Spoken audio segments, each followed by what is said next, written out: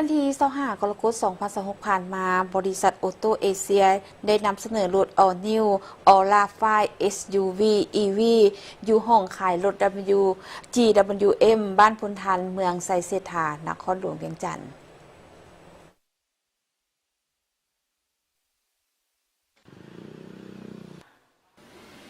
บริษัทออโต้เอเชียนำเสนอรถ All New Aura 5 SUV EV อยู่ห้องขายรถ GWM เข้าร่วมโดยทานนางสมประสงค์ภาสินศักดิ์สิทธิ์ผู้จัดการทั่วไปบริษัทออโต้เอเชียมีคู่ร่วมธุรกิจลูกค้าพร้อมด้วยแขกถึกเชิญเข้าร่วมทานนางสมประสงค์ภาสินศักดิ์สิทธิ์ได้กล่าวว่ารถไฟฟ้าแม่นทางเรื่องใหม่ของอุตสาหกรรมยานยนต์ทั่วโลกในนั้นรถยนต์ไฟฟ้าที่มีรูปร่างการออกแบบที่คล้ายคือกันปรากฏเห็นตามท้องถนนอย่างหลวงหลายแต่รถ Aura 5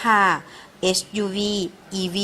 ที่หลายคนตามหาด้วยมนต์เสน่ห์การออกแบบแต่รถ Aura 5 SUV EV ที่หลายคนตามหาด้วยมนต์เสน่ห์ความสวยงามกำเนิดจากธรรมชาติสร้างสรรค์เพื่อชีวิตในเมืองอย่างแท้จริงพองานออกแบบดีไซน์จากธรรมชาตินั้นคือความบริสุทธิ์อันเป็นอมตะเหนือการเวลารถไฟฟ้า All New Aura 5 SUV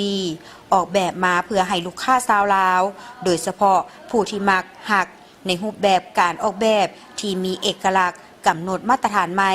การผสมผสานที่ลงตัวระหว่างความปลอดภัยการผสมผสานที่ลงตัวระหว่างความสปอร์ตและความหรูหราในนั้นโดยตอบสนองตามทฤษฎีนำของรัฐบาลในการหันมาใช้ลดพลังงานสะอาดให้เพิ่มขึ้นอย่างต่อเนื่อง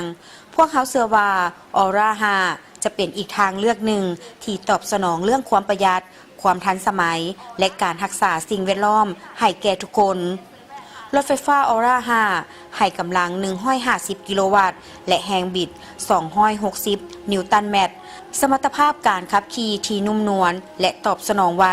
เหมาะสมทั้งกับการขับขี่ในเมืองและเส้นทางไกลแบตเตอรี่ลิเธียมขนาด 58.3 กิโลวัตต์โมงขับห้องระยะทางได้ถึง520 กิโลเมตรตามมาตรฐาน NEDC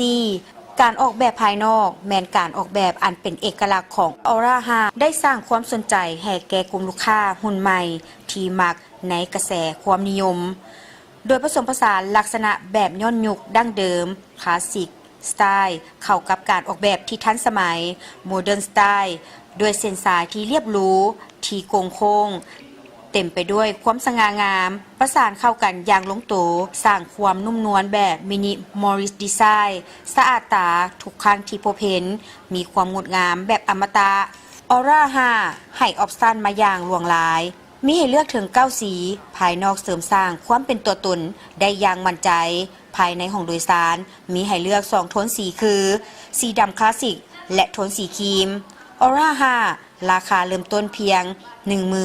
19,990 ดอลลาร์สหรัฐสำหรับทานที่จับจองในระยะนี้หับของแถมหลากหลายรายการรายละเอียดติดต่อพนักงานห้องขาย GWM ลาว